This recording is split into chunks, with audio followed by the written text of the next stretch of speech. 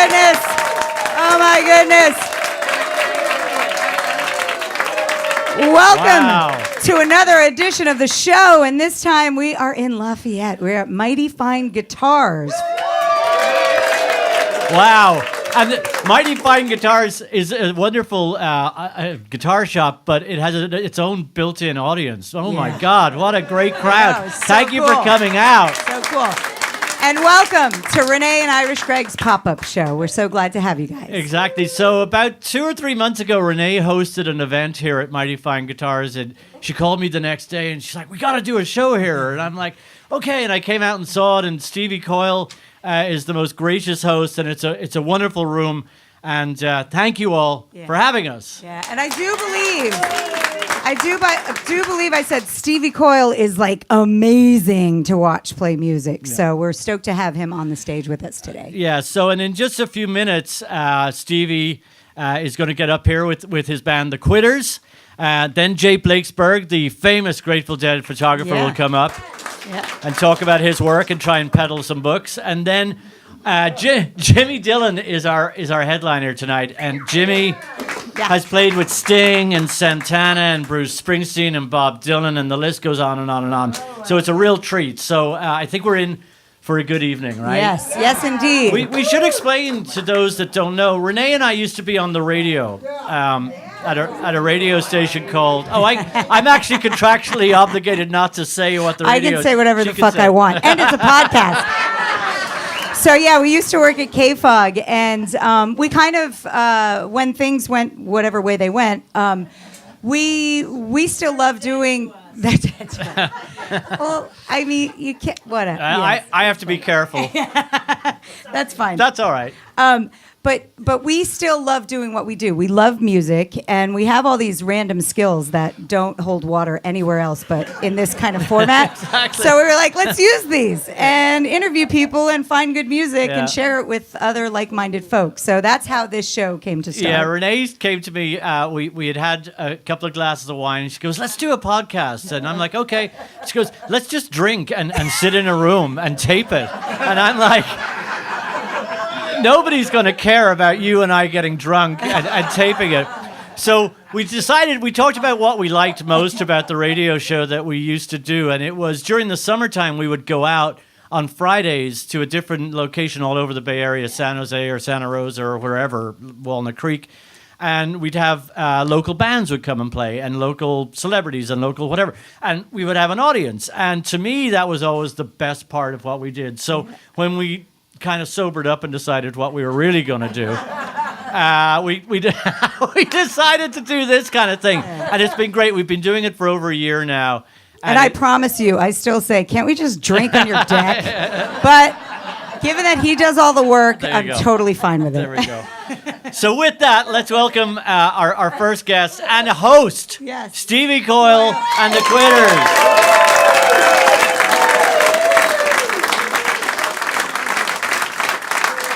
We should mention that Stevie's partner in the Quitters is Glenn Houston. Put your hands together for Glenn Houston.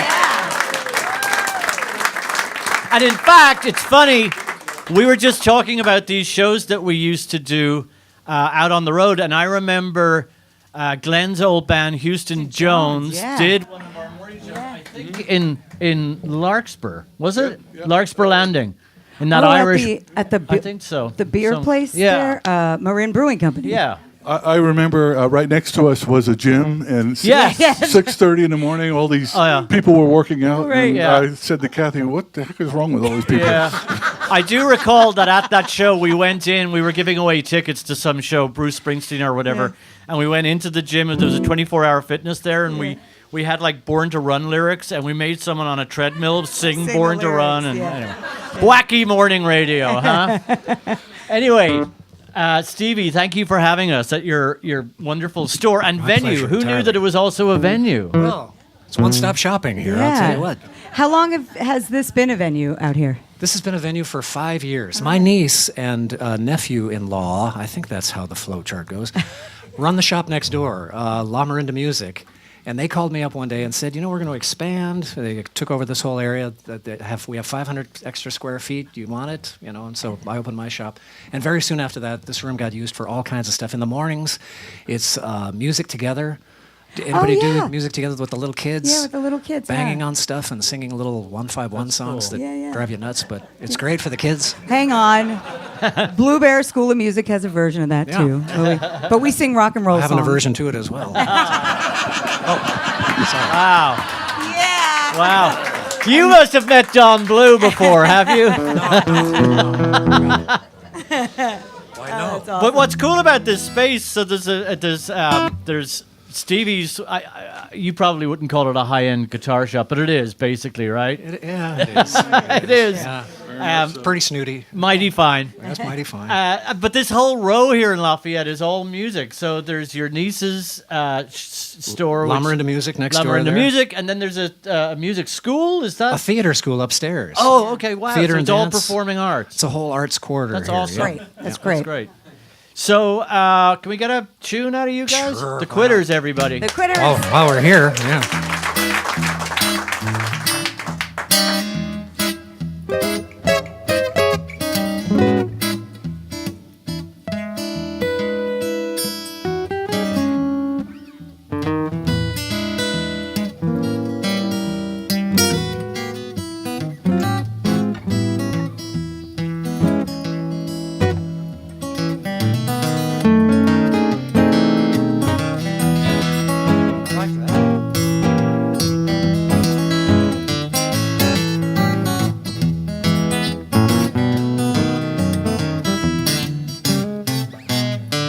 Well, let it rain, let it pour, let it rain just a whole lot more. When I get them deep river blues, let the rain drive right on. Don't you step in the puddles or you're gonna drown. And you'll get them deep river blues.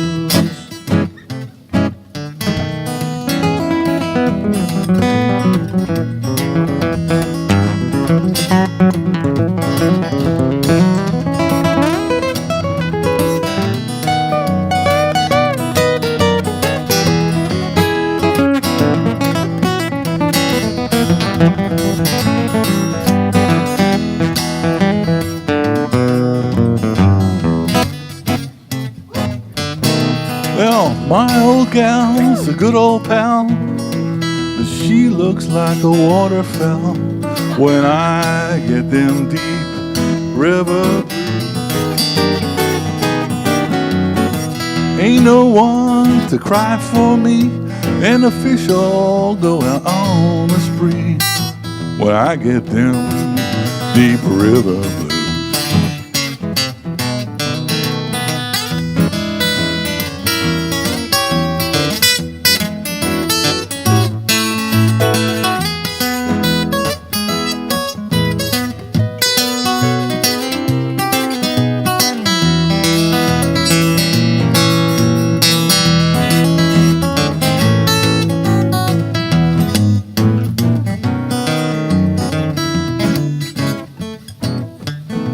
Down in the wild, oh, thank you very much. Sitting on a log, finger on the trigger, got my eye on that hog. Well, I got some deep river blues. I pulled the trigger and the gun went blam. I got splattered with bits of ham, and I got them. It's a true story.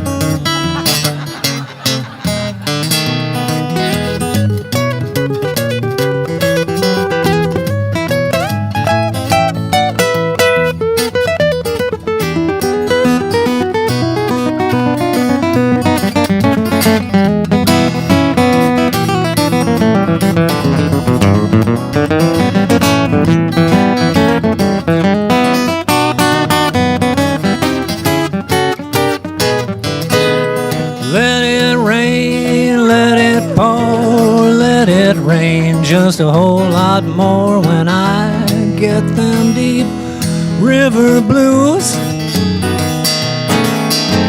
Ain't no one to cry sky for me, and the fish all go out on a spree when I get them deep river blues.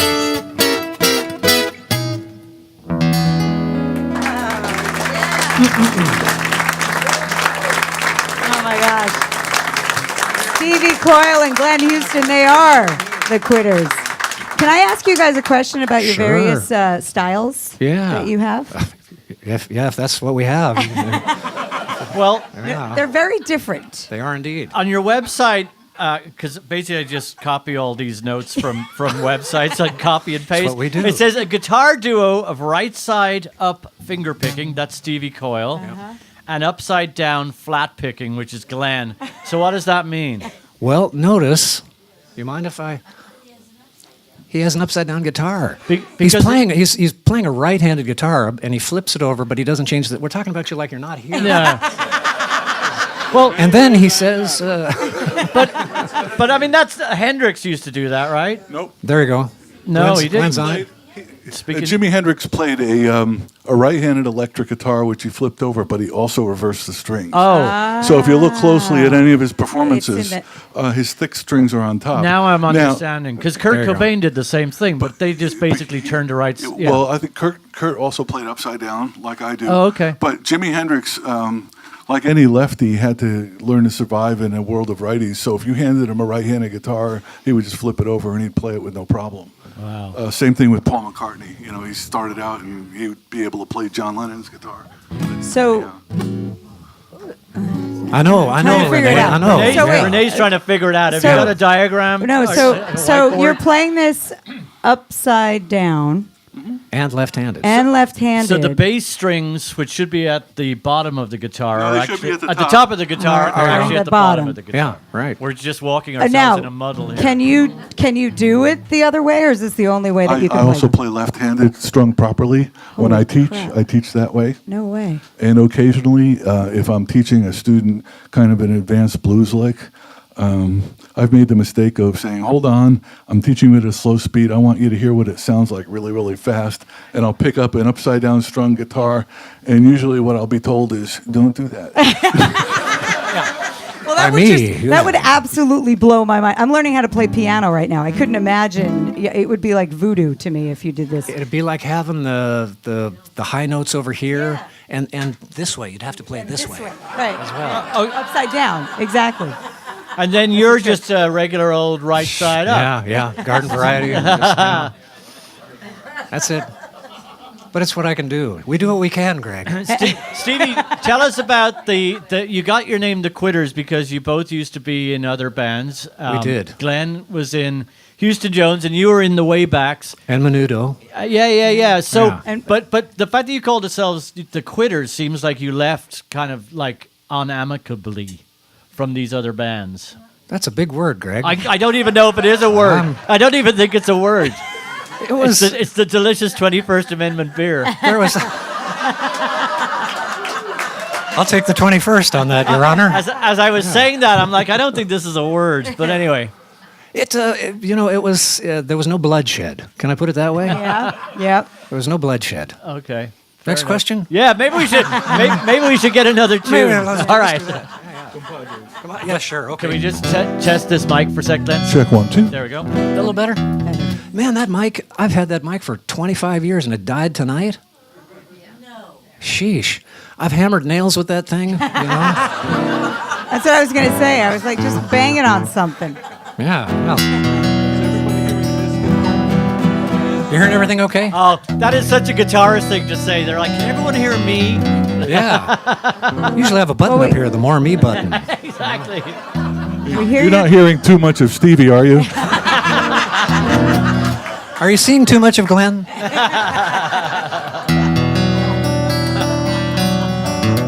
Well, this is kind of a sing along. Once you catch on, don't worry about singing good. Just sing loud. You'll catch on.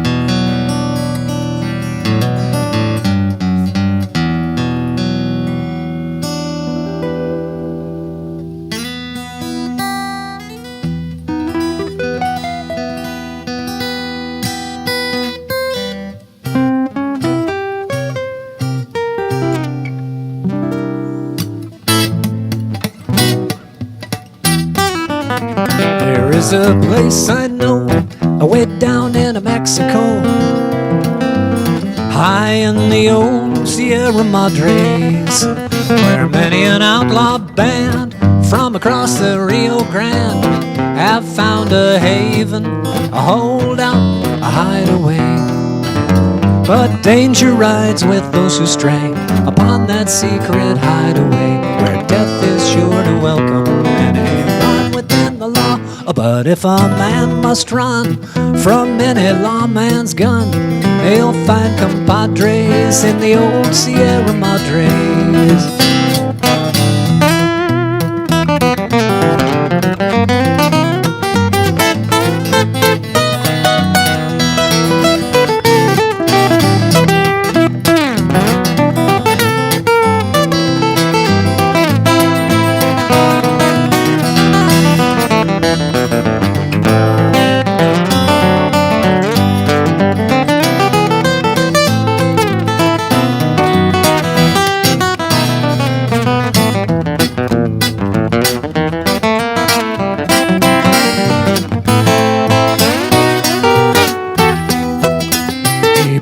Dark of night, beside the campfire's light, they weave the tales of the lives of the bandits, of jewels rare and old, of coaches filled with gold, of hold-ups pulled off just like they planned it.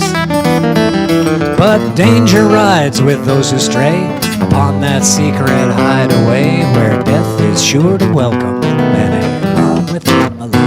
But if a man must run from any lawman's gun, he'll find compadres in the old Sierra Madres.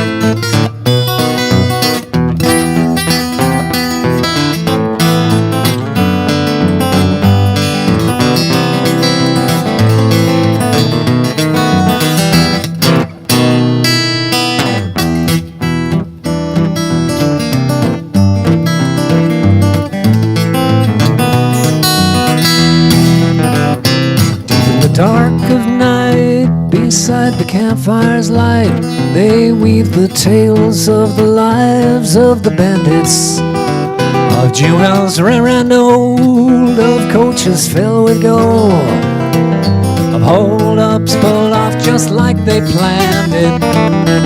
But danger rides with those who stray upon that secret hideaway, where death is sure to welcome anyone within the law. But if a man must run from any lawman's gun, he'll find compadres in the old Sierra Madres.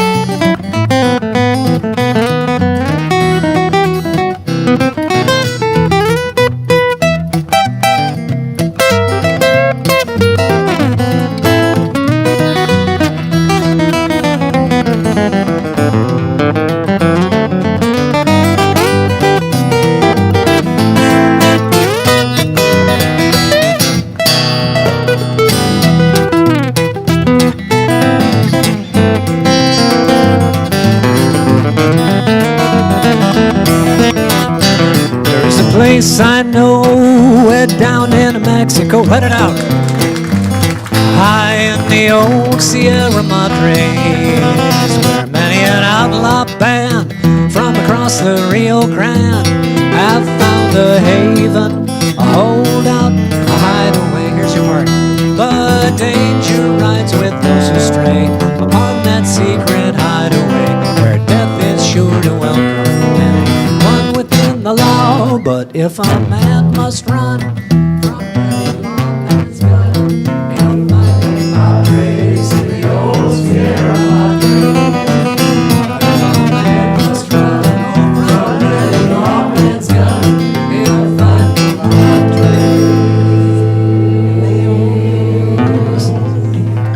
in the old.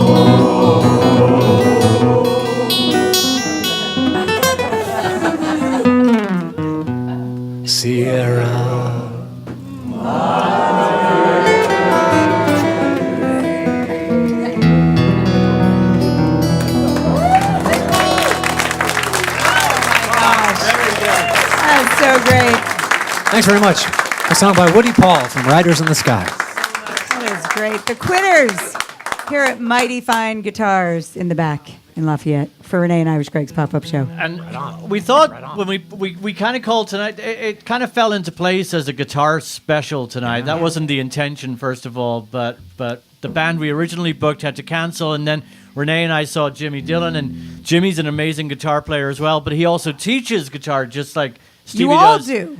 You all, Everyone and Glenn teaches. does Yeah. too. And then Jay Blakesberg has a book about famous guitars, so the whole thing worked out perfectly. Guitar night. Guitar night. Love it. Exactly. To that point of teaching, because since you all are teachers, what got you into teaching, and what's your favorite thing about teaching? Since I'm coming from Blue Bear School of Music, check it out, bluebearmusic.org. Just You saying. bet. Sure.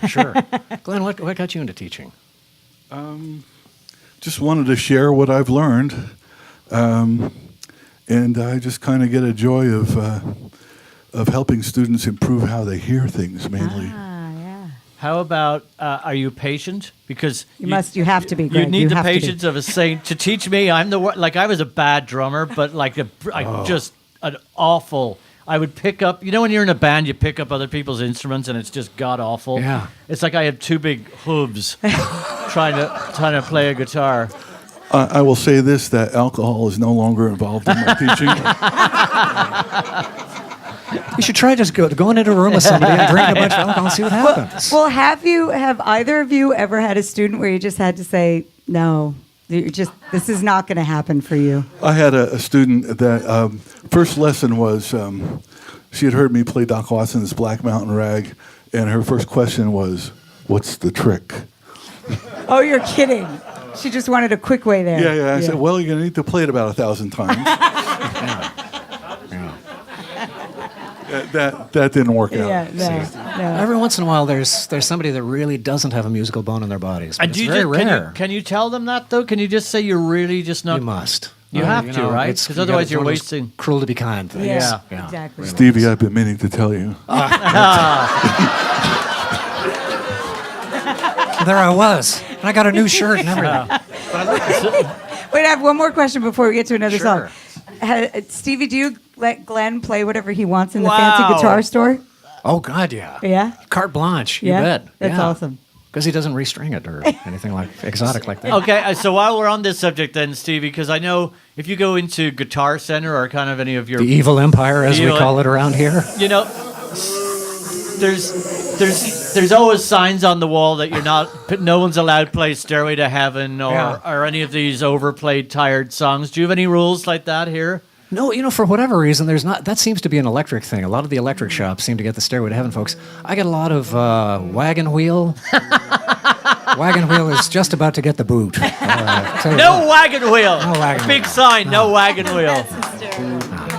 Great song. Well, Great listen, song. we're going to Once. get one more tune out of the Quitters, and Glenn has taken out the. Is that a Stratocaster? You bet. Okay, so we're going to get some electric music from the Quitters. Sure thing.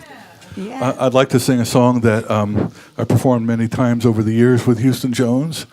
Great song written by Eddie Boyd and Willie Dixon called "The Third Degree." Excellent. A. Three sharps. Canadian key. What? See, this is where I need to take lessons. 1, 2, 3.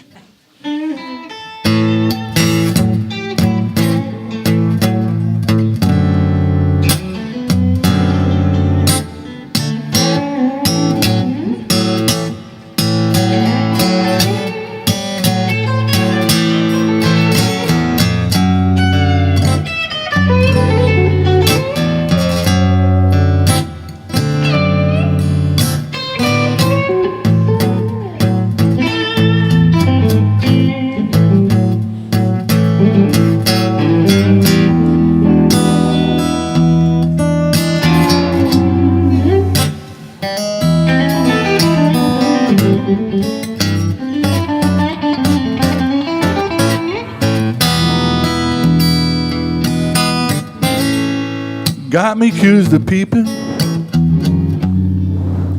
I can't see a thing. Got me accused of petting, I can't even raise my hand. Bad luck.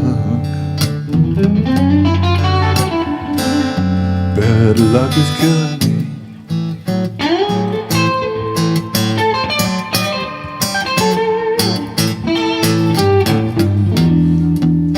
Well, I just can't stand no more of this third degree.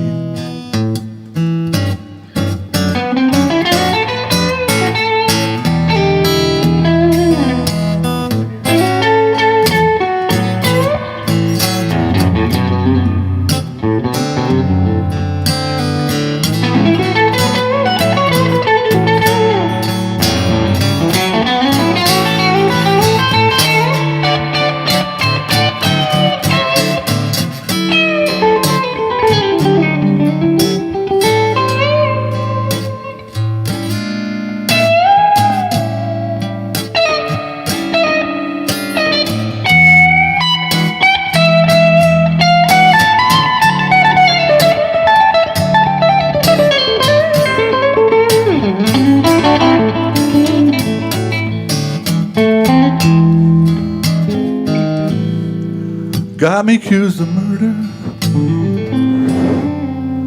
I ain't harmed the man. Got me accused of forgery. I can't even write my name. Bad luck. Bad luck is killing me.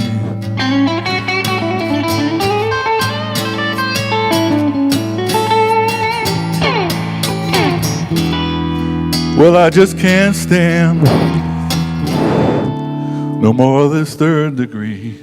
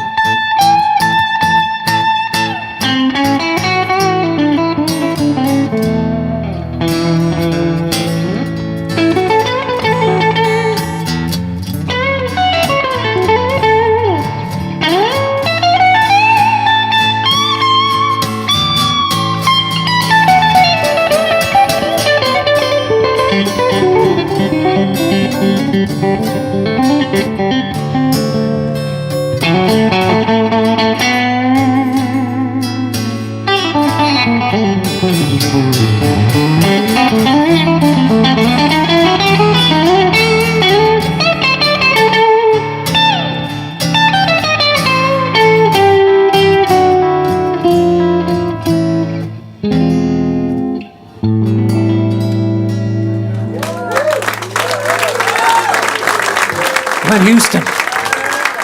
Thank you. That was awesome. Glenn Houston, Stevie Coyle, they are the Quitters.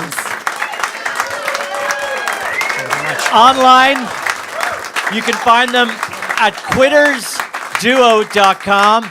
And of course, Stevie's wonderful guitar shop is mightyfineguitars.com, and that's where people can also sign up for lessons, I take it, right? You can contact me through the website, you bet. Thank you so much for having us, Oh and my thanks gosh. for that amazing Of course, music. thank you very much. Thanks, Round folks. of applause, everybody. Killer. Thank you all. Great audience. And another treat coming up right now. Put your hands together for the great photographer, Jay Blakesberg, everybody. Hey, buddy, how are you? I'm great. Thanks for having me back. It's always good to see you, Jay. Everybody here needs to know that Jay, whatever products he uses on that hair of his, it smells divine. And how do you know that? Because every time I hug you, I'm like, I go in for a little sniff. I like that. How's it going? So the last time Jay was on our show about a year ago, in fact, and the reason we know that is Jay Blakesberg and Midnight North, which is Graham Lesh, who's Phil Lesh's son, his band was on, and Joel Selvin. And it was the night after the election, and it was meant to be this celebratory evening. And we were going to talk about books, and everyone was going to have a good time. And it was like a morgue, wasn't it? Pretty much. It was like being at a wake. Yeah. But you and Joel were wonderful. You managed to, and Midnight North, you managed to kind of erase everybody's thoughts for at least 2 hours. Right. So it was funny that we booked you this week on the Yeah, the 1 year anniversary. yeah. We're all still alive, so But there's we're all that. alcoholics. For now. So, I shot a Waybacks record when Mr. Stevie Coyle was in the band. Oh, I did not know that. Yes, Oh, no yes. way. And that nifty guitar that he's playing, I believe it's called, I don't know anything about guitars, even though we're in the Guitar Porn Palace. And the evening is officially the guitar porn evening, right? Let's say what That's it really we're called. is, right? Yes, that's better than my The title. first time I ever saw somebody play that Parker guitar, that type of guitar, it was at the Brit School benefit 25 years ago, and Simon and Garfunkel were on stage, and they're playing Sounds of Silence, and Eddie Van Halen walked out with that guitar and did the solo in No Sounds of way. Silence with a Parker guitar, and then walked off stage. I It was just- unbelievable. I just got goosebumps. Yeah, it was That's way so cool. Very cool. So that's an amazing moment. Jay, you've had a gazillion amazing moments. I've been very fortunate. Yeah, you've shot everybody onto the planet. Is there anybody that was a great moment, clearly, but is there any one thing that stands out as like, holy mother? Sorry, Well, children here. So, yes, Levon Helm's 70th birthday was at a festival called Mountain Jam, and there was just all these incredible guests. That was like kind of brought tears to my eyes. I mean, there's been a lot of moments where, the hair stands up on my neck, and Yeah. there's moments where I'm crying, just like those moments, for sure. But, I want to bring up one, actually. It's another Stevie Coyle moment, and I'm pretty sure Stevie was Are you looking there. for a free guitar? or No, something? no, I don't even play. God, no. It's like I don't have. So, at Hardly Strictly Bluegrass one year, the Waybacks were closing out the Arrow stage, and they had Gillian Welch and Dave Rawlings and Bob Weir up there with them. Is this correct, Stevie, or was this right? And they played Like a Rolling Stone. And it was really incredible moment. I'm still to this day looking for a recording of it because it was so good. Oh, that's It rad. was so amazing. Yeah. Can I ask you, how did you first get into photography and live music photography? And then what was the steps you took to get in front of these very famous people at the beginning of your career? Sure. So, teenager, suburban New Jersey, 1970s. What's up, Jersey? Try and figure out your place in the script. I was borrowing a camera from my dad. I brought it to a Grateful Dead concert, 135 Garden State Parkway, Clark and Westfield. Nice. And so I borrowed a camera, and so when I was 16 years old, I took a photograph of Jorma Kaukonen, right, from the Jefferson Airplane Hot Tuna. They played a show. Do you guys know what those Carmen Ghia cars are? Those Yeah, little yeah, Volkswagens? yeah. They have no back seats. Like, I was like 4 feet tall. I was in 11th grade, and my buddy Lazzie had a Carmen Ghia, and we went to the Capitol Theater in Passaic, New Jersey. It's sort of like a Warfield-size room, and Jorma played solo, and after the show, we waited on the side door for his autograph, and then my friend Lazzie's like, we're following his limousine into New York City to get an autograph. And we followed his limo into the city, and he stops Midtown to get some late night food at a deli, and we go in and we get him to sign our $10 bills and our concert tickets. And I confirmed this with Lazzie a couple weeks ago, my old pal from high school. And I said to Jorma, hey Jorma, how about a smile? And he gave me this great photo. His eyes are bugged out. He's tripping his brains out. Those were the days where you never were supposed to drink anything backstage that anybody handed you that was already open. Yeah. And so I took that photo and I mailed it to Relics magazine with that story, and they published it as a letter to the editor. And I was 16 years old, and it was the first time I was published in print. Wow. And so, now we're published every day on social media and whatever, and it's not this, but like a magazine that I loved and read every time it came out and followed my bands in it. Yeah. And it was like pretty mind-blowing. And then it was a year later, in September of '79, I was asked to submit some photos to the Aquarian Weekly, which is like the SF Weekly free newspaper in New Jersey, for a show review on the Grateful Dead. I was 17 years old, September 1st, 1979, and they published 2 of my photos, and I got paid $7.50 for each photo for $15, and so that was like on my way. Yeah, I'm a professional. And let me point out one quick thing. I know you guys are dying to ask questions. No. No. I'll tell the story ever. Go ahead. Go. I was going to ask. Fast forward about 10 years after that to, I guess it was '88 when you two were doing. It was after the Joshua Tree, and they were filming Rattle and Hum, and was it Jan Wenner called you? Somebody from Jody Peckman. So that was the story I was going to tell. Oh, I'm sorry. Right. So, but check. Okay. So you know check it this better out. than me. The event that he's talking about is the Free U2 concert in downtown San Francisco, which happened exactly 30 years ago tomorrow. Wow. 11/11/87. Okay, and U2 in downtown San Francisco, and I had been submitting photos to Rolling Stone magazine, and they would get my photos, and they'd say, "Well, Jay, we like your photos, and they're exactly what we use, but we can't use you because we've never used you before." Right? So it was this catch-22. So then one day the phone rings. So actually, we had been hearing rumors of this Free U2 show from the Grateful Dead camp because they used the Grateful Dead sound system at Justin Herman Plaza. So we've been hearing these rumors, and and I'm a Deadhead, blah, blah, all these people. And we hear it on KFOG. That's who announced it, KFOG Radio. And so I'm like, okay. So I go grab my camera bag and start loading it up. And we had no cell phones, no pagers. And my phone rings. I'm walking out the door to go to BART, and it was Jody Peckman at Rolling Stone Magazine. She's like, "Hey, Jay, it's Jody Peckman at Rolling Stone Magazine. I have your big break. I need you to go meet Roger Clark, the Bill Graham Presents publicist, at the Hyatt Regency in Barcadero. Get your press pass." And that was my first assignment for Rolling Stone Magazine 30 years ago tomorrow. Now, since then, I've done over 300 assignments for the magazine, and the current Tom Petty tribute issue that's out right now has my photo on the cover. Congratulations. So, yes. My first cover for Rolling Stone. I've shot over 200 other magazine covers, but that's my first Rolling Stone cover. I So have 30 years later. goosebumps for you right Me now, too. I all the kind way of do. up. I'm kind of like, yeah. That's is really awesome. cool. Right? Yeah. That's really mind cool. blowing. And like you say, in this day, of social media and Right. everyone's posting photos all over the place, the fact that you can still ply your trade and still get a kick out of it and get paid, even more Yeah. importantly, is great. Yeah. You know what one of my other big breaks was? Is I entered a contest at KFOG Radio. Seems to be a theme. In 1988, I mailed in 2 postcards in 1988.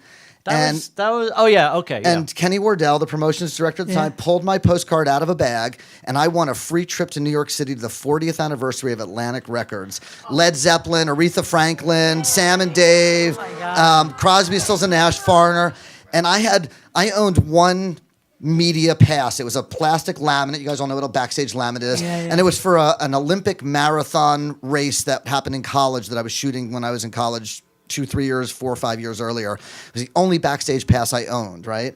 And I put it around my neck and walked backstage, and I walked in front of the stage and anywhere I wanted to go because I had this little yellow plastic thing around my neck. And I got pictures of I'm trying to. are we good? I got pictures of Led Zeppelin. And I sent them to the radio station. At the time, they had a newsletter that was in print. Remember those things? Yeah, Print? yeah. Called the KFOG Inquirer. Yeah. And they published them in that. And then Kenny Wardell said, "Do you do commercial work? Can we hire you?" And I said, "Yes." And I'm still the KFOG photographer to this day. Oh my God, Yeah. that's amazing. Shooting the concert for kids There you go. in a few weeks. There you go. But nobody listens to that station anymore. I'm Yeah. Except on Sunday for Rosalie. Except on Sunday for Rosalie. Howard is here. Yeah. Except on Sunday. Except And I'm on Sunday for Rosalie. pretty sure Rosalie was there back when I was shooting for him in the late Probably. 80s. Probably. As were these 2 people right here, which is how I became friends with both Yeah, of these exactly. people. So. But Jay, what you're best known for, perhaps, and certainly what your latest book is all about, is your years and years. How many years with the Grateful Dead? So I've been experiencing the Grateful Dead for 40 years exactly. I saw my first Grateful Dead concert at age 15 in 1977, and I shot them for the first time in 1978, and I continued to shoot them, in the new incarnations to this day. Were you there last night at the? So no, because it was my big opening. All right. So I had a big gallery opening. So if you guys live in San Francisco or visiting San Yeah, Francisco, perfect, right? Harvey Milk Photo Center, which is a park and rec building, 50 Scott Street. It's right behind the hospital on DeVis. Oh, yeah. And I have 130 beautiful photographs hanging in there. Rosalie was there last night. Some other folks I think that might be here. And so it's like sort of my 39-year career retrospective. How long is it up? It's up till January 6th. Excellent. Okay. So check the website for the gallery hours because they're weird hours because they come in late. Weekends they're open earlier and whatnot. But I think it's HarveyMilkPhotoCenter.org is the website. And then you also have some pictures at the McLaren Lodge. Yeah, and so which McLaren is Lodge cool. is that beautiful stone building at the end of the Panhandle, the beginning of Golden Gate Park. That's where the Park and Rec offices are. It's where they have the big giant Christmas tree that they light up in early December. And I have a dozen photographs hanging up in there. And it's a historic building, so you can visit it. Anybody can visit it. Tourists come in there all the time. And we have 13 prints hanging in there that were just shot in Golden Gate Park, starting in 1988. The oldest one is a picture of Country Joe McDonald playing at the band shell. Oh, that's great. That's Yeah. so cool. And a bunch of Hartley Strictly bluegrasses in there. And like you mentioned earlier, tonight is a guitar porn night. Yes. So Jay's book about the Grateful Dead, you've got it for sale here, correct? I do have it. It just came out. So a couple things. So the guitar book he was talking about is Yes. a book that I did called Guitars That Jam. And that's all stories about guitars written by the artist, and that's sort of the guitar porn story there. But this new book that I have, it's called Eyes of the World, Grateful Dead Photography, 1965-1995. And there's 61 photographers in it. I co-edited it with a guy named Josh Barron. And Josh was the editor of Relics magazine, that magazine that published my photos 39 years ago, originally. And he was the editor for 10 years, a decade ago, or 8 years ago. And he came to me and said, why isn't there a coffee table book just on the epic photos of the Grateful Dead? And I said, because no publisher wants to pay 80 photographers the licensing fees. It's really cost prohibitive. And I introduced him to a couple of book publishers, and they all turned it down. Now, I've done 13 coffee table books of my music photography, and I've self-published 11 of them. So I know how to do it. I have a publishing company. My books are on Amazon and Barnes & Noble and mom and pop bookstores around the world and whatnot. And so after realizing that it was going to be very expensive, Josh went out and found a partner, an investor who gave us the money to do this book. And so we have photographers like Jim Marshall, the legendary San Francisco photographers in there. Herbie Green, Baron Woolman was the first staff photographer for Rolling Stone magazine. We have 2 Annie Leibovitz photos in there. I do have the most photos in the book with 54. I started shooting the Grateful Dead in 78. And it's a beautiful book. It's 12 by 12. So when you open it up and you're looking at a 2-page spread, you're looking at a 24-inch photograph. It's super beautiful. And even if some of these photographs have been published before, you haven't seen them like this. Did you, while you were looking through these, did you have those moments of, I wish I took that picture? Definitely, without a doubt. There were some iconic photos that I wish, but, and it's really funny. I had asked John Barlow. John Barlow is the guy who wrote a lot of the Grateful Dead songs with Bob Weir. Yeah. Robert Hunter wrote a lot of the Jerry. And we asked him to write the foreword, and Barlow's been having a lot of health problems, and so he couldn't do it. And we ended up getting Graham Nash to write the foreword. And Graham's a friend of mine, and he has a lot of connections to the Grateful Dead. And but Barlow, when I sent him the PDF, and I ran into him at the Fillmore at the Rex Foundation thing, I think it was a year ago, and I was talking to him, and he looks at me and goes, "You took all those pictures?" And I'm like, when Herbie Green took that picture of the Grateful Dead in '65, I was 4, dude. No, I might be good, but I'm not that good, right? And so he's like, I was so confused, I couldn't figure that out, So for those of you here at Mighty Fine Guitars, I would imagine it makes a wonderful Christmas gift, correct? Yes, if you want to, I brought a handful of gifts. If it's time for holiday shopping, please, if you know a Deadhead or a guitar fan or a nephew or a niece or a brother or sister or a kid, whatever, I'll be over there somewhere with some books. I'm happy to sign them for you. For those of you listening online or on the video or whatever. eyesoftheworldbook.com for there the you Grateful go. Dead book and rockoutbooks.com for the rest of my and books. then jblakesberg.com for his kind of all-encompassing. Blakesberg.com. That's what I said. Yeah, Blakesberg. No, you said Yeah, Blakesberg. Oh, it's just Blakesberg. Blakesberg.com, I'm sorry, yeah. I got that wrong. But just Rock Out Books is to see all the book type Okay. stuff. And of course, follow me on Facebook at J Blakesberg Photography, Instagram at J Blakesberg, and I post stuff all the time and You archive should just stuff. interview yourself. No. It's just like, you're great. He's You great. know, He's great. It's like, no, when you're on the radio, I especially. learned from you guys. Yeah. When you're on the radio, especially, you want people, the one thing you don't want is yes, no answer. Well, one time I was on KFOG and I Yes. did an interview with you guys or whatever, and I think it was Renee and was like, "You're a really good radio interview." And I think it was you or somebody was like, "One time we interviewed Kid Rock, and all he said was, okay, no, yes," and you were like, you're not like that at all." No. So Before we let you go, I would be very remiss in telling you, in not saying that Samantha, my wife, who's sitting over here by the camera, you are her hero.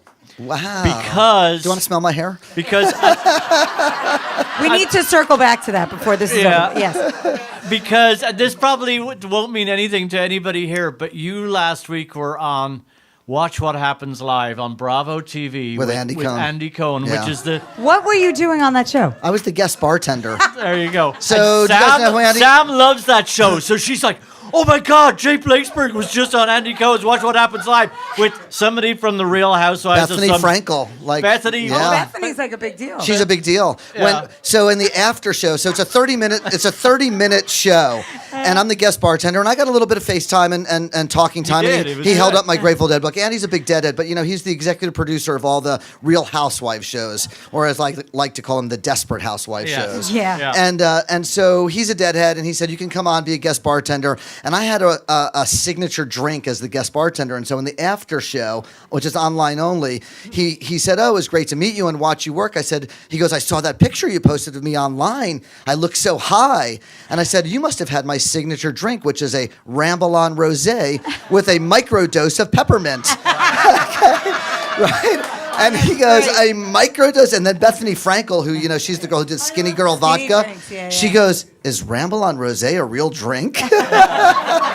You better watch out because she'll She steal wants to that. steal my idea. of Exactly. course, yeah. Exactly. Skinny Girl, Grateful Dead Yeah, right. wines, you know? Skinny hippie chick. Yeah. I remember when the Grateful Dead did the Fare Thee Well tour a couple of years ago, that Andy Cohen and John Mayer They're best friends. That's how I drove met. around the country going to the show. That was before John kind of Yeah. joined Dead and Company. That's how I met Andy, through John Mayer and whatnot. Real quick, one last story Yes. about Fare Thee Well. Go ahead. So he just mentioned Fare Thee Well. That was the 50th anniversary of the Grateful Dead. It was in the summer of 2015.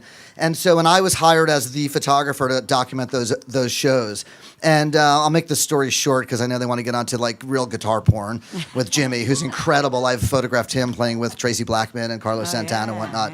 And so I was hired, but the one photograph that I did, which is the cover of the Grateful Dead book that we did, is this photo of the band out on the stage with 70,000 people in front of them. Oh, yeah. And they turned around, they faced me, and I'm up on the Great. drum riser on a step ladder, and Love it's this that. incredible photo. But what's super incredible about that photo is that 40 years ago, I was just the 15-year-old kid at my first Grateful Dead concert. Yeah. And, 50 years or 40 years later, I'm the guy documenting the Grateful Dead for their 50th Such a anniversary. trip. So that's sort of the arc That of is the story long, for me. strange trip, my Right, friend. indeed.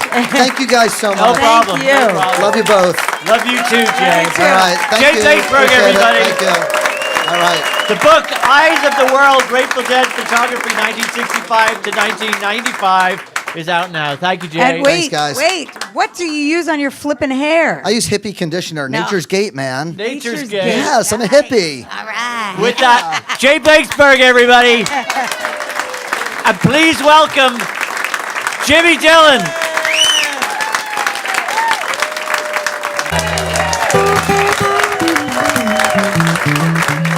Well, hello there, Mr. Jimmy Dillon. Well, hello there. Welcome to the stage. Thank you. It's nice to meet you, sir. Nice to meet you too. We saw Jimmy Dillon play 3 weeks ago at the Sweetwater. It was a Bread and Roses benefit that I was emceeing and Renee was an auctioneer at. And I have to confess, Jimmy, I knew your name and I knew everybody that you'd played with over the years, but I had no idea how freaking amazing you were as a guitarist. It was incredible. And you were playing with this kid called Matthew Curry, who's this blues sensation. He's going to be Joe Bonamassa, or he's going to be John Mayer. He's going to be like the next big thing, don't you think? I do, actually. But the two of you were just incredible. It was a really special evening. Thank you, yeah. Prior to that night, had you guys played a lot together, or was that? No, we'd never Wow. played together. Yeah, That was incredible. I got a call from Bread and Roses, and they said, the band canceled. Can you put a band together in 2 days and learn all his stuff? I'm like, yeah, sure. So this kid comes out from, where is he from? Illinois somewhere? Yeah, Bloomington, Illinois. Bloomington, Yeah, Illinois. yeah. And he's never been to the Bay Area, and he gets to stay with Jimmy in Mill Valley, and his eyes are out on sticks, and he's like, bloody hell. Is this how everybody lives He goes, here? everywhere I look is so beautiful. He was great. It's funny that's incredible. that you live in Mill Valley, and you've played with practically everybody that lives in Mill Valley. Bonnie Raitt and Well- Carlos Santana, right? Yeah, as it turns out, if you stay around long enough, you eventually, get to play with people if you can hang. Yeah. How did that all? Would you call yourself a session music? Well, it's kind of been a story of reflected glory for me because I like to collaborate and I like to work in a group setting a lot. So that's been mainly what I did, other than I've had a solo career, mostly in Europe. But I've been in a lot of collaborating, and I really enjoy doing that. Yeah. Is there anybody like that you are still looking to collaborate with? Is there somebody like up there on your bucket list? Oh yeah, there's a lot of people that if and when it happens. But as I've noticed, I've learned to expect the unexpected, especially in life in general. And if you asked me when I was a kid about all the things that sort of came my way, I would have said, "Really?" Yeah. I've been surprised. But it's been a great ride so far. So yeah, there's people out there that I look up to and that I like anybody. Well, you've played with Dillon and Springsteen. I mean, it's like the top of the heap. Well, a lot of the people that I played with along the way, I was with Clarence Clemens for many years. It was a wonderful guy. And I met him through my friend Kevin, who was a guitar player, and I put a band together behind him. And everybody loved Clarence. They loved the big man. He had such a big heart. And so the reason I mention that is through proximity to him, I had the chance to play with some other great people along the way. Yeah. That's incredible. Well, we're here to talk or to listen to guitars and talk about guitars. So let's get a tune from Jimmy Dillon, everybody.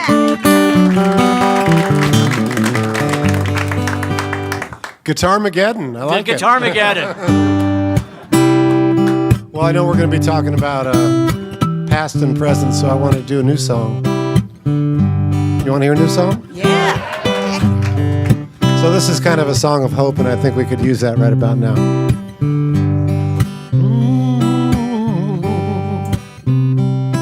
Well, it might be a whisper or a dream in flight. Street corner preacher with a blinding light. Expect the unexpected, life's great mysteries. Somehow undetected, to the right in front of me.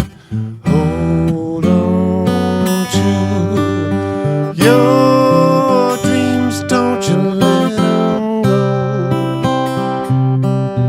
Time will heal what the pain has sown. Hold on to your dreams.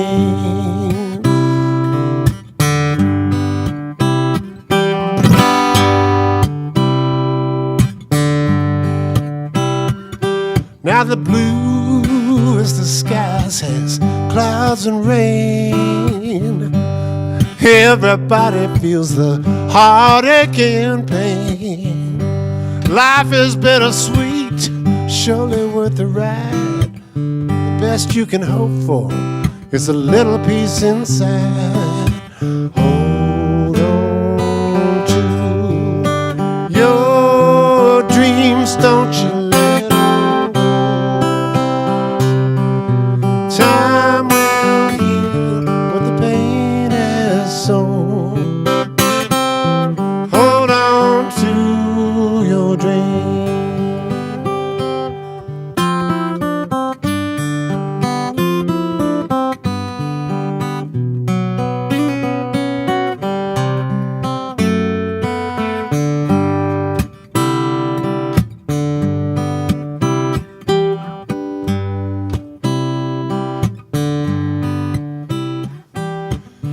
Might be a whisper or a dream in flight.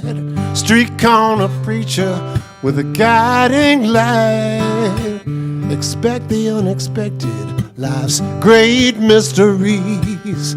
Somehow undetected, to the right in front of me. Yeah, hold on to your dreams, don't you let them go. Time will heal what the pain has sown.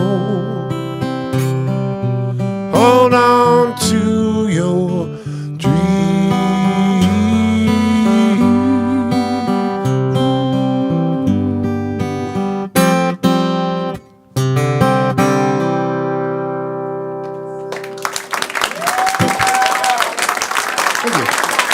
Jimmy Dillon, everybody. I'm Renee and Irish Greg's pop-up show. I have to ask you a question, Jimmy. Yay. Did you come out looking like a rock star? Like, where do you shop?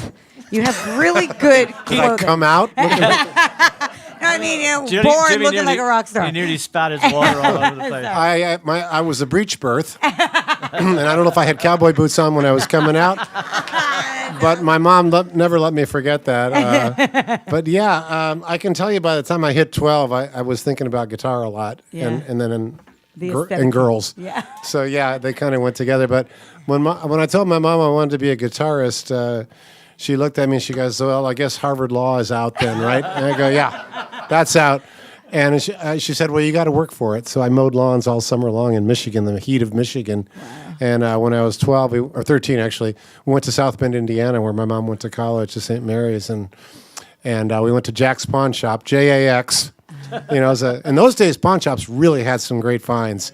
And there was all these guitars on the wall, and I picked out a red electric guitar, and I was on my way. So how soon till you started? You obviously played through high school. Yeah. Were you making a living by the time you left school? I played in a high school band called the Fugitives. And because I had a nice guitar, I got right in the band. Couldn't play a lick, but I got in. But the other guy in the band was really good, and so I studied with, watched him. And I moved to Sausalito when I was 17 in '69.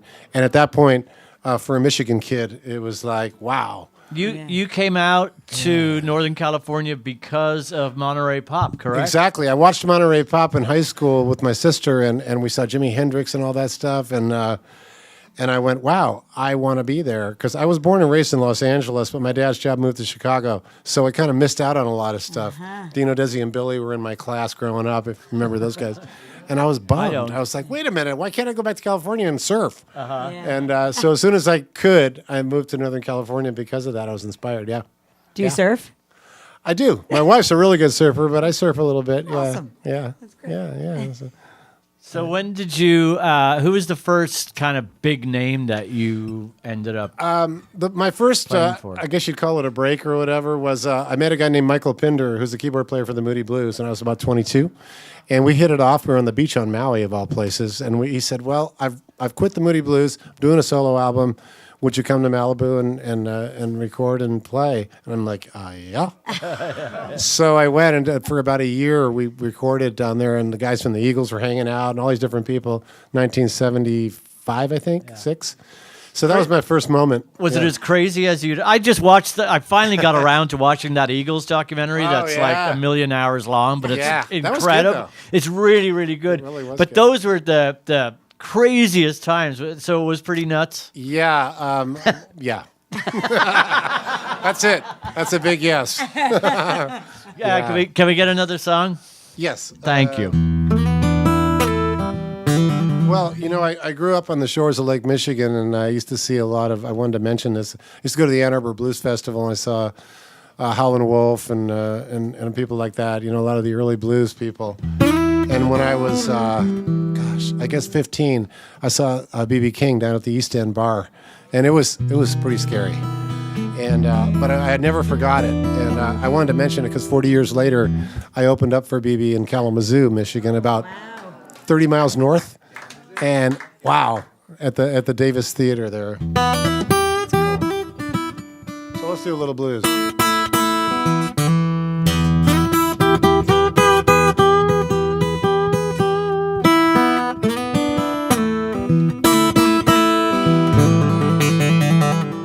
Hey, baby, what you doing to me? Yeah, baby, what you doing to me? I love you, baby. You know it's true. There ain't nobody gonna love me like you do. Yeah, baby, what you doing to me?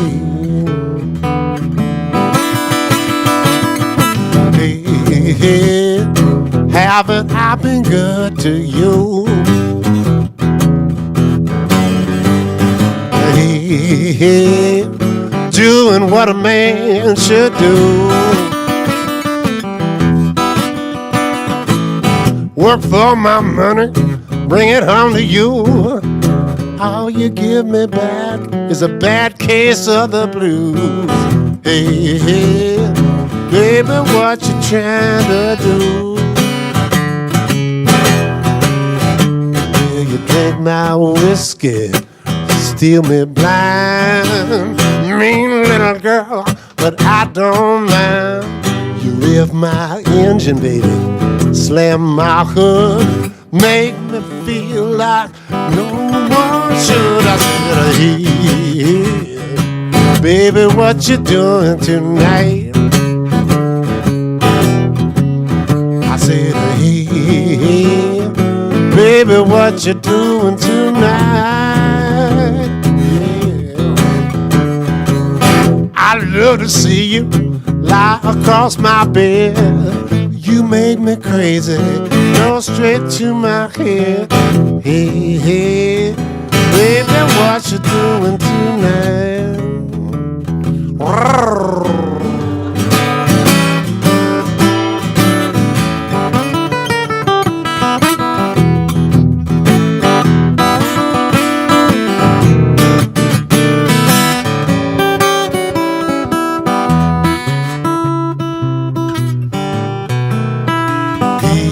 Hey, baby, won't you please come home?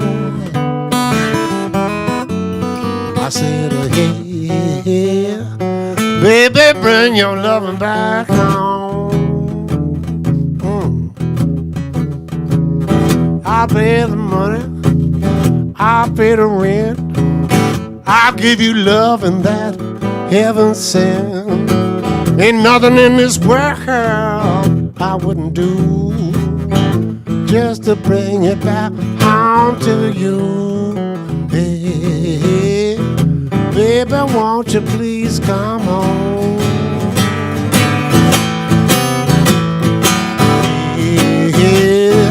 Hey, baby, bring your loving back home.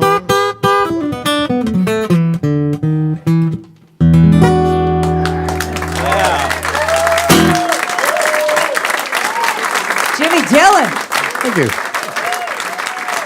And Jimmy, you talked about opening for B.B. King, and you talked about all these blues legends. You recorded a single with John Lee Hooker, right? Yeah, that's a story. Oh my. Well, I've done I think 4 or 5 CDs over the years, and after I quit Clarence Clemens in the early '90s. We had a great time together, toured the world, but I really wanted to do my own thing, so I did an album called Bad and Blue, and I hired the Robert Cray Band, and when he wasn't looking, I stole them and took them to Europe, and we did a long 6-8 week tour in Europe, and I got a record deal over there, and so that was really a great time for me because I got to do my own thing, and I always wanted to be the roots guy in Europe. That was like a dream of mine. So when I came down to do my second one, I asked Richard Cousins, who's my bass player, who knew John Lee Hooker. I said, is there any possibility? I mean, this is wacky, skinny white guy, John Lee Hooker. I don't know. Could I get him to maybe do something? Because I knew Van Morrison had done a thing with him, and. So he goes, well, call him. Here's his number. So I called him, and I hear, yeah, hello, young man. And I said, well, John, I was wondering if you'd be interested. I could come and pick you up, take you to the record plant or whatever. He goes, no, you got to come to me. And so all right, I'll come to you. You're John Lee Hooker, royalty. And so I went down to his house in Redwood City, and I brought a stack of $100 bills because I heard that you needed to do that. Yeah. And so I played this song. He came out in this beautiful brown suit, the hat, the shades, the stars on the socks, everything decked out beautifully, like proper. And I was just in a full cold sweat, sitting next to him. And he took his shades off. I looked in those eyes, and it was like, whoa, chilling, but also, amazingly, just I don't know, it was something. And so he said, well, what song are we doing? And I said, well, it's a song I wrote called When Did You Fall So Hard? I don't know that song. I go, well, I know you don't know it. I wrote it. Here it is. So he puts his headphones on, and he goes, what you want me to do? I said, just sing along. We had a DAT machine. Remember those? Right. Yeah. So you just hold the mic. It was like a field recording. He hold the mic up. You get him. And I knew already, John Lee, you get one take. That's it. That's all. I don't care who you are. So he starts singing along. He's singing along. Like, when did you fall so hard? I go, he's doing it. Yeah. So we got it. We got the whole thing. And at the very end, the TV was on, and he started saying, I ain't gonna fall for you no more. I don't want to be your scanty claw no more. And I'm thinking, scanty claw. Let me get my blues dictionary out. Yeah. What is a scanty claw? Is it like a mud bug? Like a crawdaddy or something? And I realized he's watching television, and it's around Christmas, and Santa Claus is on the TV. And so he said, I ain't going to be your Scanty Claw. Oh, That's Santa's Claus. That's his. So yes, I recorded a duet with John Lee Hooker, and it's on my a CD I brought tonight. Oh my God, that's so cool. Renee, I don't know if you remember this. I got to interview John Lee Hooker probably within a year of when he passed away. So it was probably, I don't know when it was, 10, 15 years ago. But when I called to interview him, I was given this number, and it was a retirement home. And I thought, wow, I can't believe I'm calling John Lee Hooker. And this nurse picked up the phone, and I thought, how kind of sad. A way for this blues legend to kind of live out his life, and he was on his own. And anyway, we had a wonderful chat. I couldn't understand a word he said. But it's always a big thrill to me that I got to speak to John Lee Hooker. Heck yeah, for sure. Jimmy, what about, are there any young musicians that you are inspired by these days? Are you keeping an eye on anybody? Yeah, I am. Well, I had a good fortune of running a music program called Blue Star Music Camp. We started in 2000, and it was one of the very first. It was a nonprofit. Nice. We worked in concert with Bread and Roses for about 15 years. And we taught young people music during the summertime. And all our teachers were like Bonnie Hayes, or all professionals. And the kids that we brought in were very serious young musicians. So, yes, I'm still in touch with all of them. But Matthew Curry, who you mentioned, he's 22. Yeah. So, yeah, I definitely am always keeping an eye out. And I'm working with Tracy Blackman, who's a singer-songwriter. Love Tracy. She's not a kid. Yeah. In fact, she was one of my main teachers. And her brother-in-law is some guy named Carlos who plays guitar once in a while. So that's been a thrill, all in the family. So, yeah, I am always looking, though. Yeah. We've been talking about guitar porn. Pick up that guitar. Tell us about. So, for those of you that are listening on the podcast, all I can say is the guitar that you're about to hear that Jimmy's going to play is think of Money for Nothing by Dire Straits. That album cover is basically. It's so shiny. What is that? It's shiny. So this is a National Resophonic, and back in the old days, in the 20s, when they first started making these things, the guitars could not be heard over the horn bands and the jazz bands, So they made these with resonators in them. It's pretty loud. Okay? So that they could be heard above the jazz bands. And then the old blues guys got a hold of them and had their way, and they'd open tune them to a chord. In this case, it's an E chord.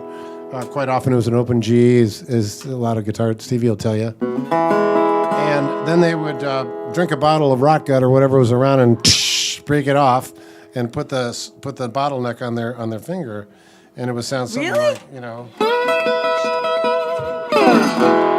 in this case, I have a metal one, but a lot of times I'll use a glass one. And so that was the birth of bottleneck guitar. So, you know the sound, right?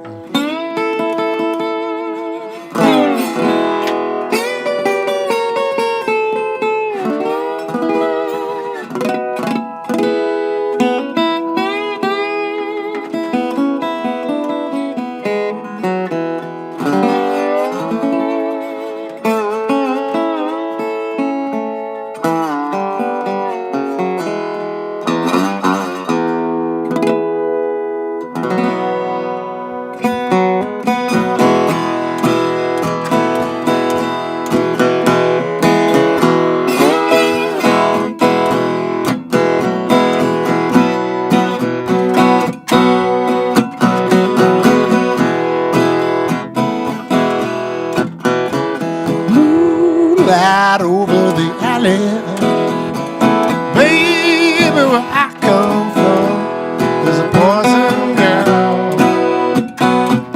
There's a poison girl. Says to do medicine business, $3 down for the gun. A poison girl. There's a poison girl. I'll be waiting uptown, watch you go on the ground for a while. I'll be waiting uptown, while she passes some trick on the side. Well, I'm just burning my money, burning only to score from a poison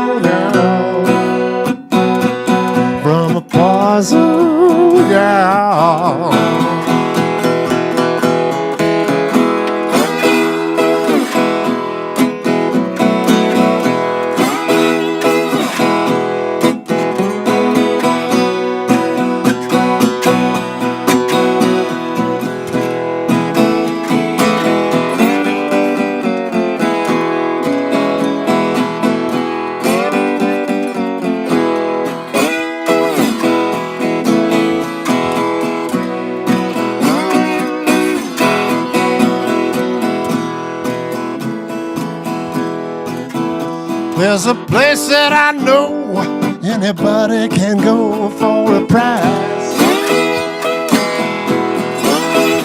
There's a place that I know they're putting your soul up on ice. Well, Mama said, son, what's your hurry? Mama don't know what I done for a poison girl. For a poison girl. For a poison girl. For a poison girl. For a poison girl. For a poison girl.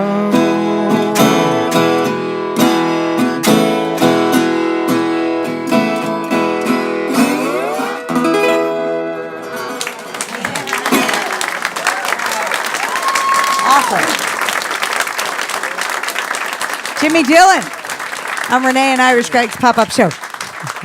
And we were talking earlier to Stevie about teaching music. Oh, and, yeah, and yeah, you yeah. teach music I too. do, yeah. You know, Jimmy has these great videos where he's atop Mount Tam and the wind is howling and he's giving guitar lessons, and it's really, really cool. yeah, you know, I think the guitar has had a renaissance, especially maybe in a little bit older people, and I'm really grateful for that. And my job is to keep it alive, obviously, any way I can. And as somebody said, you know, to pass it on is kind of a gift in itself, really. So when I was teaching the kids, though, you know, you talk about teaching, I do these DVDs and online and all that kind of stuff. But if you want to learn how to teach, it's kind of humbling because kids, they're not impressed by who you played Right. with or anything. They've Right. never heard of them anyway. They just want to know, what can you show me? Right. How can you get me flying, right? Right. I just want to play cool now. Yeah, and yeah. make you do it. Yeah. And I think what I found out in my little bit of teaching that I've been doing is a lot of people, they really want to have fun with it. They want to learn a song. So I kind of use songs as a platform to pass on what I know, rather than getting too into the pedantic stuff like, you know, scales and theory. All of it has its place, certainly. But my job is to make you have fun as soon as Exactly. possible. That's kind of what I Exactly. hope for. So you're not required to be able to read music? No, I mean, you think about some of our greatest, you know, people we love, you know, Eric Clapton, Jimi Hendrix. Do you think they read music or read music? If you do, you're wrong. Yeah. They don't. And nothing against reading music. Right. But if I had to choose between reading it and feeling it, I'd take feeling it. Feeling it. Yeah, 100%. And I think it's all good. You know, Yeah. reading's good too. But I've met people that have learned to play piano and all they can do is read. And you take the book away and they're like, whoa, whoa. Yeah. And I said, just close your eyes and play, man. There you go, Feel it. Renee. There's hope for you. Yeah. Somehow I No, don't. I'm doing a little both, but this time around, I want to learn Yeah. to read as It's well good. as feel. The feeling, that part comes naturally. Yeah. But I am learning right now. I'm learning to play music at Yeah. age, not going to tell you, but I'm old. And I'm starting to learn now, and it's awesome. I have Yeah. to tell you, I have a little bit of ADD, and since I've started my piano lessons and trying to read and putting that together, it's gone. Like, you Yeah. have to focus, and it takes you into a meditative state. So It's a healer. yeah, it is. So thank you to all the music teachers in the world. And we should It's mention awesome. Glenn Houston is also a music teacher. Yes, so yeah. I've got to say, All of you guys. It's awesome. It's amazing. when I went backstage at the Sweetwater a few weeks ago to beg Jimmy Dillon to please do our... Did he beg? Did he come down on pretty one knee much. for you? Yeah. I went in and interrupted your backstage meeting or whatever. It's like, I got this show. But we got yakking. We were talking about our shared Irish heritage and all this stuff. And we're talking, and the next, it's like hours go by. And he started to tell me this story about playing at Bill Clinton's inauguration. And I said, no, save the magic. Save the magic. So you've been dying to hear the For the story? You podcast. haven't heard so it? I don't know the story. So he's probably going to say, oh, wow, you really built it up, and it's not all that great. But tell us about Bill Clinton's inauguration. You do have the gift of gab, don't you? Yeah. Yes. That it is a fun story, actually, for me. And before, I want to prelude it by saying, you know, playing with famous people is nice and everything, and Stevie will tell you this, but the moments that I really cherish the most are moments like this, where I'm in an intimate relationship with the crowd and with friends that I love to play with. You know, those quiet moments in little clubs that are just, you know, priceless. And that's just Right on. that's my take on it. Now for the big story. Well, it's kind of funny the way it happened is when Clinton, if you remember back when Clinton got inaugurated, for a lot of us, it was a really cool time. It was like, wow, there's somebody who's sort of, more near our age in the White House, and it seemed like a hopeful thing, and it was, and a lot of musicians showed up in D.C. for it. Aretha Franklin, Bob Dylan, everybody. So Clarence goes, Jimmy, we're going to D.C., we're going to play for Bill Clinton. And turns out Bill Clinton was a fan of Clarence Clemens because the sax thing, right? Right, yeah. So I'm thinking, great, I'm going with Clarence. I'm his musical director, so this is cool, it'll be fun. Had no idea what I was in for. And we got there, and I'm looking around at the hotel, and I'm seeing all these people. I'm like, who dat? And Levon Helms walking by, who's like, all-time hero. So I get to this gig. It was at a place called the Mint. It was like one of these giant D.C. kind of grand buildings. And on stage is this incredible band. It's all set up, ready to go. And I start looking closely, and I realize it's the band. With Levon on drums, right? So pinch me already, right? Wow. Now I'm a little nervous, but I figure, what the hell? Dr. John on piano. It sounds like I'm dropping names, and I am, but it's true. So we Not got as up. bad as Jay Blakesberg, by the way. Yeah. And I think I was just, kind of awestruck about it. Ronnie Hawkins was there. And so we got up and played, and it was a wonderful night. It was called the Blue Jean Bash. You can find it on Wolfgang's Vault the whole night. It was recorded. I didn't know. And so anyway, it was just a wonderful thing. And playing with Clarence again, everybody loved C. And then, while we were playing rehearsal, some guy comes up with a hood and these weird glasses. It turns out it was Bob Dylan. So he's singing. Oh my God! And we're doing, luckily I got it on video. So if you want to see it, I'll just send me an email. I'll tell you. So it was quite a night. It was fun. Wild. We're gonna get one more song out of Jimmy Dillon. Thank you so much for. Yeah. Oh, we'll get two more. Let's get two more. Can we get two more? All right. Okay. This one goes out to my beautiful wife, Kelly, who's not here right now. She's in Hawaii, but maybe she'll see this on TV or something. Lucky. This song I wrote to her and about her.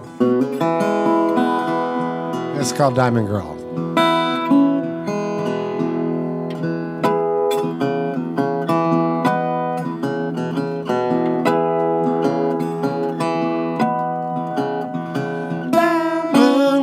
She cools my mind.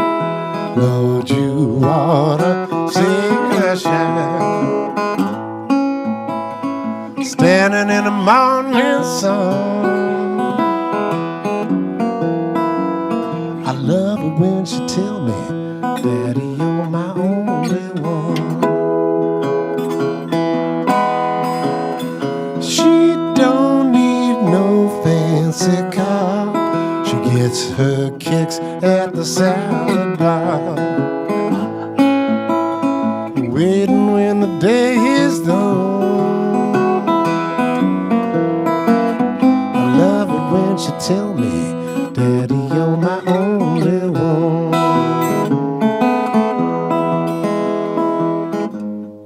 Don't know why she do those things that you do. Ask me once, I'll tell you twice. She's a natural cure for the walking blues.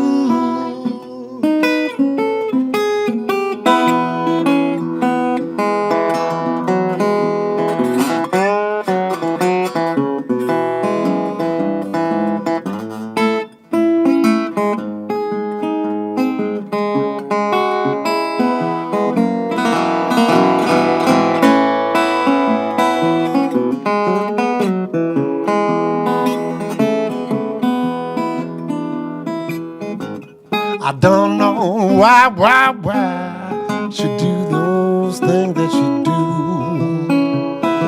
Ask me once, tell you twice. She's a natural cure for the walking blues.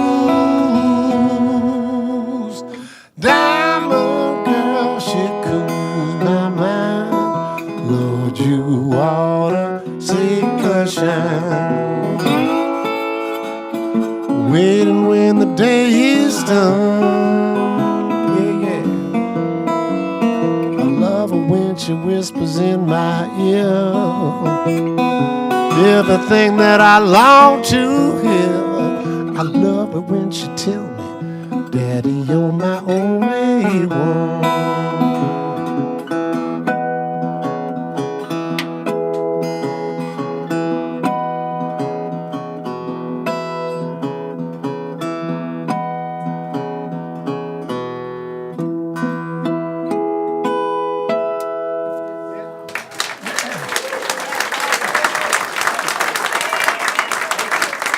Jimmy Dillon. So, Jimmy, when you write a song for your wife, like, does she then expect a song all the time? Like, when are you going to write another song Yeah, right, about me? right. No, but my cat does. What's your cat's name? Max. Max. Okay. Yeah, yeah. Hey, Max, be a good boy. I cracked the door for you, but don't let the skunk or the possum in. It's been such a treat to have you. We said one more song, and then everyone said, "Can you do another?" Do you mind just kind of doing an encore without going through that whole rigmarole?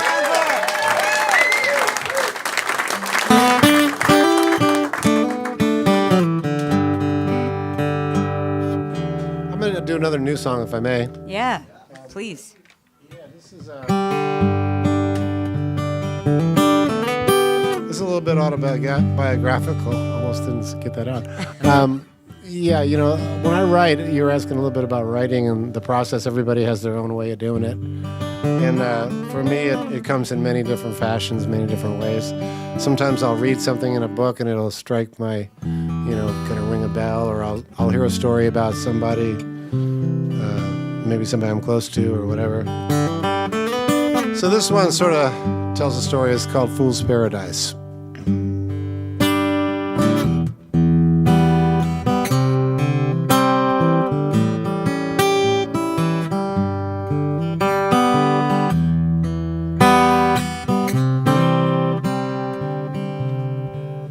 I got nothing left to prove, no one to defend. Yeah, I read the book, and I know how the story ends. All that I can hear is the ticking of the clock. I got one foot in the boat, one foot on the dock. When the light came on, I was too far gone.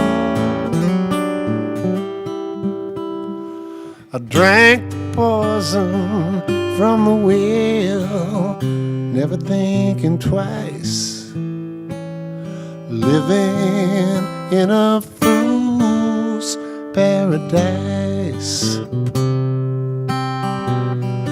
living in a fool's paradise.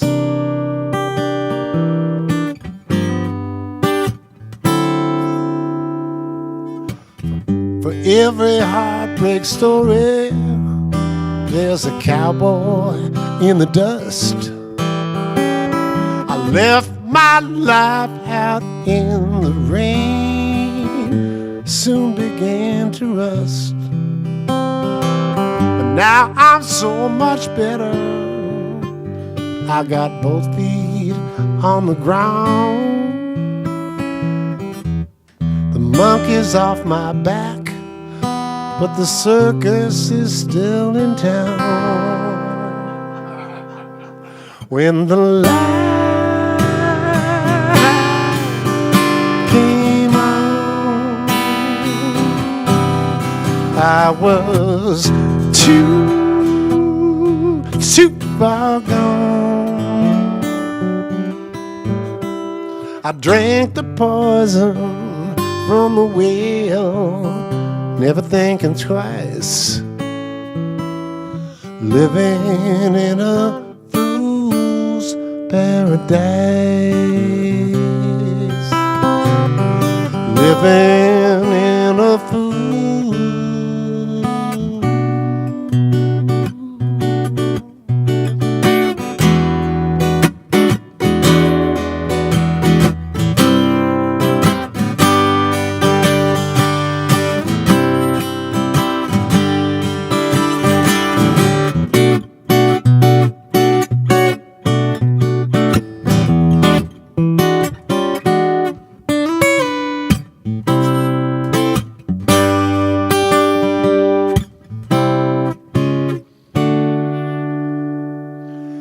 when the light came on. I was too far gone. I drank the poison from the well, never thinking twice, living in a fool's paradise, living in a fool's paradise.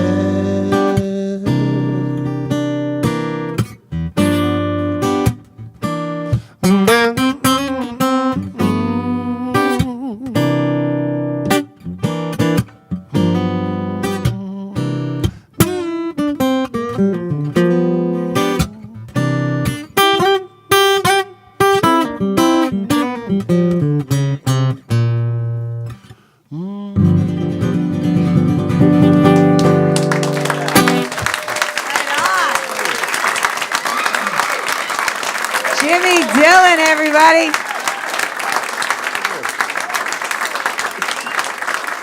Real quick before we say goodbye, Jimmy, when Renee and I saw you at the Sweetwater a few weeks ago, like Jimmy's doing, Hendrix's version of All Along the Watchtower and slaying on the electric guitar. Do you like the different discipline of the acoustic? I do. I think the acoustic keeps you honest, at least keeps me honest. Yeah.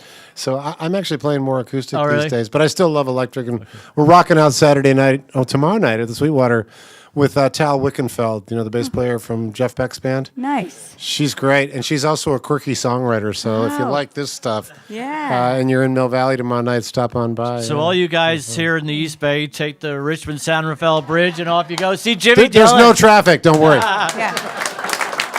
Definitely take Grizzly Peak.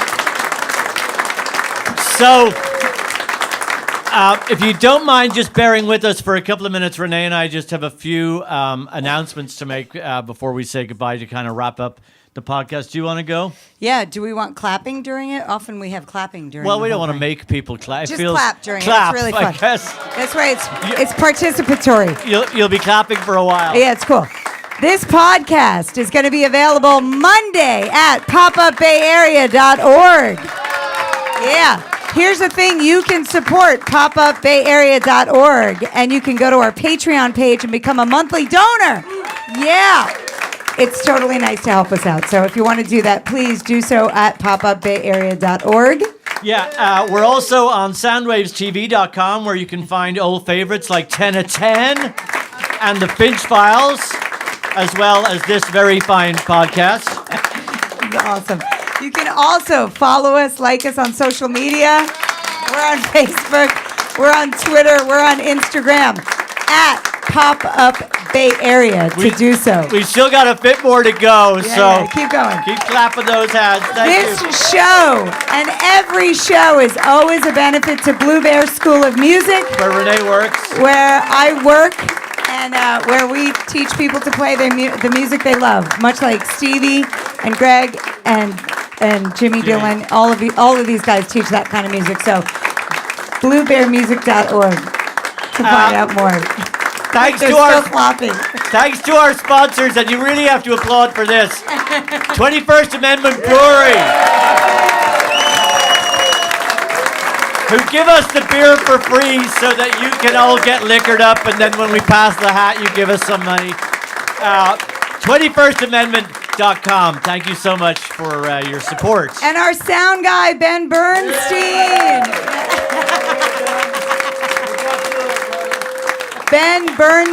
BenBernsteinMusic.com to learn more, but he's always our sound guy and we love him. And our associate producer, my lovely wife and videographer, Samantha Martin.